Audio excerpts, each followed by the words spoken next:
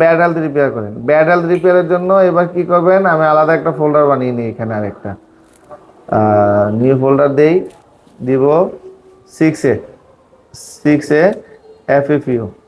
ঠিক আছে, তো চলেন এবার কি করব, আমি এবার ইউজারে FFU দিব, দিয়ে এখানে টিক মার দেন, এখানে টিক মার দেন, দিছেন তো, দিয়ে এবার রিড দেন, রিড দিয়ে ডেস্কটপে যান।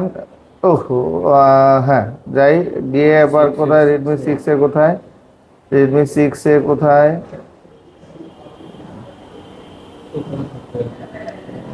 কই গেল, আচ্ছা 6A, এবার সিকিউরিটিতে দিলাম, সরি হ্যাঁ FFU, এবার দিলাম সেভ। ওকে, দেখেন রিড হচ্ছে, একটু সময় নেবে, হয়ে গেছে রিড। এবার ইএমসি কিন্তু অটোমেটিকলি ডিসকানেক্ট হয়ে গেছে, এবার চেক দিব, আবার কানেকশন হয়ে যাবে।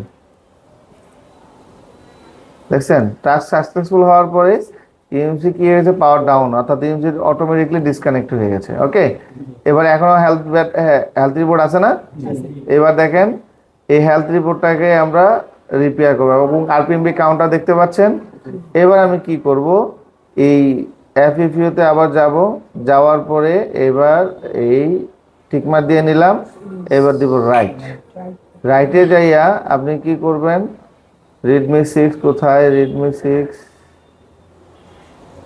ডেস্কটপে যাই, 6A FFU যেটা রিড করছিলাম এটারে রাইট করে দিয়া ইএমসি দিব, বুট কি লেখা আছে, this will erase data boot RPMB all other setting on yes then, erasing please wait.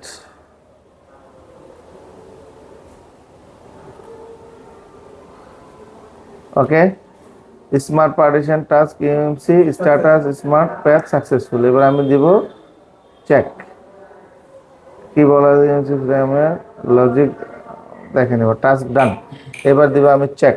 ঠিক আছে, খেয়াল করেন,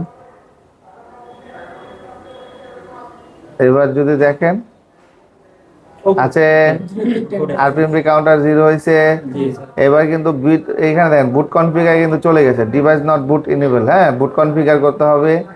আর এখানে যদি আপনি দেখেন আরপিএমবি কাউন্টার কি হয়ে গেছে, 0, ব্যাডাল ছিল না কিছুক্ষণ আগে, এখন কি আছে, কত হয়ে গেছে, 0 থেকে 10। ঠিক আছে, এবার